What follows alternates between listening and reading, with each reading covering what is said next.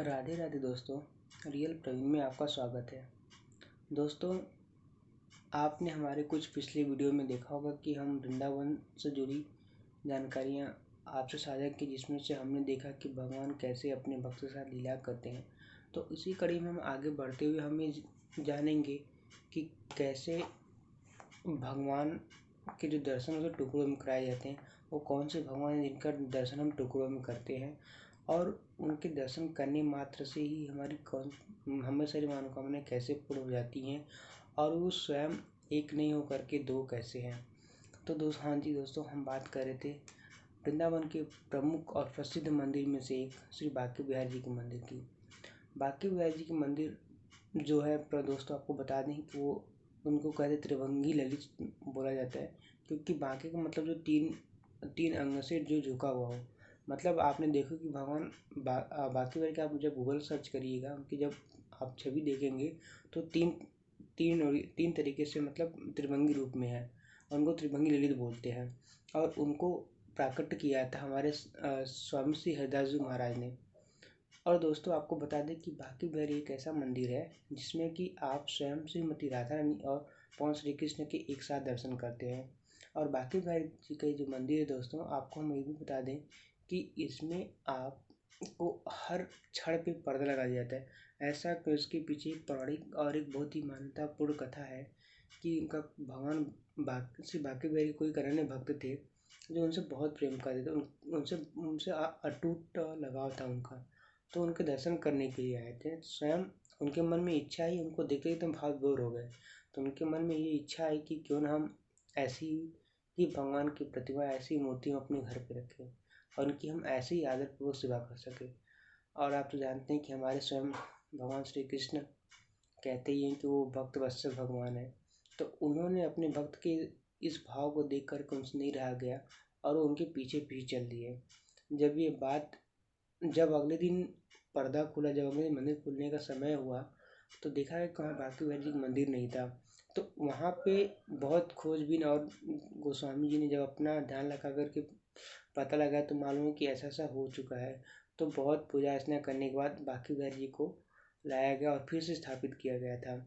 और इसीलिए दोस्तों हर क्षण कुछ समय पे हम पर्दा लगा देते हैं, हम गोस्वामी जी फिर हटाते हैं, ताकि ये होता है कि जो हम प्रेम का प्राकट्य और प्रेम कैसे होता है कि हम नज़रों से देखते हैं और नज़र से नज़र मिलते जाकर प्रेम होता है। और बांके बिहारी की वास्तव में दोस्तों एक ऐसी प्रतिमा कह लीजिए, ऐसी मूर्ति कह लीजिए, ऐसे ठाकुर है वो, इनको आपको देखने के बाद एक अलग ही आनंद की अनुभूति होती है। रीजन क्या है कि उसका एक साक्ष्य मैं भी हूँ, क्योंकि जब हम दर्शन करने के लिए वृंदावन गए थे और जब हम बांके बिहारी गए, तो मुझे ऐसा लगा कि जैसे इतने पूरे भीड़ में हम पहली बार गए दर्शन करने के लिए। और वो पल मुझे आज भी याद आता है। आज भी मैं जब सोचता हूँ तो मेरे रोंगटे खड़े हो जाते हैं। ये होता है कि जैसे वो मुझे ही देख रहे हो, मानो मैं उनको। ऐसे होता है लुका छिपी का खेलना। जब मैं उनको पहली बार देखा, मुझे लगा मुझे देख रहे, पूरी भीड़ कोई है ही नहीं, मैं अकेला उनसे मिलने के लिए आया। और उसी को मुझे ऐसा अनुभव हुआ, मैं थोड़ा पीछे हट के गया, मतलब ये क्या। फिर मैं दोबारा जब मंदिर में दर्शन करने गया हूँ, तो वो अनुभूति फिर से, मैं सबसे लुका छिपी खेल करते ना, छोटे बच्चे रहे होंगे, वैसी अनुभूति हुई। मतलब एक अप्रतिम आनंद हुआ मुझे। तो बांके बिहारी को प्रकट करना हमारे स्वामी हरिदास जी महाराज है। तो दोस्तों, ये बांके बिहारी से छोटा सा एक घटना जो मेरे साथ घटना के लिए छोटी सी वाक्य है, जो कि जहाँ तक मैं समझ पाया, जहाँ तक मैं जानता हूँ, आपको बताया।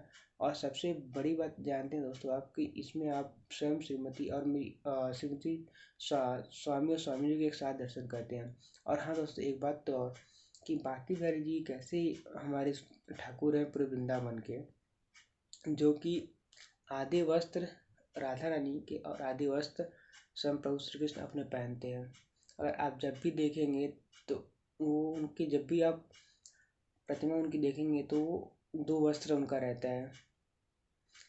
एक तो साड़ी, मतलब गोस्वामी जैसे उनकी पोशाक धारण करा दे उस तरीके उनके ऊपर है, पर वो हमेशा दो पोशाक धारण करते। और उनको सबसे बड़ी बात है कि बांके बिहारी ही जो है स्वयं राधा रानी और श्री कृष्ण के रूप में एक साथ दर्शन देते हैं। पूरे वृंदावन है, पूरे ब्रह्मांड में के जो ही ऐसा इकलौता मंदिर है।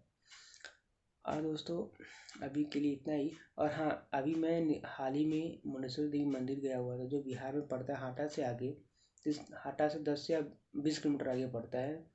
तो वहाँ का एक मैं ब्लॉग लेके जल्दी से आऊँगा, तो कोशिश करूँगा वो ब्लॉग शायद आपको अच्छा लगे, पसंद आए। और मैं कोशिश करूँगा कि उसका हिस्ट्री क्या है बताने की, वो इस्टेब्लिश कब हुआ था, मंदिर के ऊपर का गुंबद क्यों नहीं है, वो बताने की। और आप अगर जैसे कि लोकल एरिया आपके, जैसे कि बनारस साइड से अगर आप जाओगे तो कितना टाइम लगेगा, तो इस सारी चीज़ों का खर्चा कितना आएगा, अगर आप ट्रांसपोर्ट लोकल ट्रांसपोर्ट यूज करके जाओगे तो कितना खर्चा आएगा, तो ये सारी चीज़ें हम आपको बताएंगे। तो अभी के लिए इतना ही दोस्तों। अगर कुछ गलती हुआ हो तो उसके लिए हमें क्षमा करना, और हमारे इस वीडियो को सपोर्ट करिए, और जहाँ तक हो सके शेयर करिए, सब्सक्राइब करिए। और जो कुछ भी गलती हुई होंगी आप हमें कमेंट करके बताइए, हम उसको सुधार करके और एक अच्छा इम्प्रूव करने की कोशिश करेंगे, और हमारा अगर वॉइस सही से नहीं जा रहा है, वॉइस में अगर कोई दिक्कत आ रही है, माइक प्रॉब्लम अगर वॉइस स्लो है, तो उसके लिए आप बताइए, हम कुछ इम्प्रूवमेंट करने की कोशिश करेंगे। तो बने रहिए। Thanks for watching this video. Real Praveen, thank you so much. Radhe Radhe.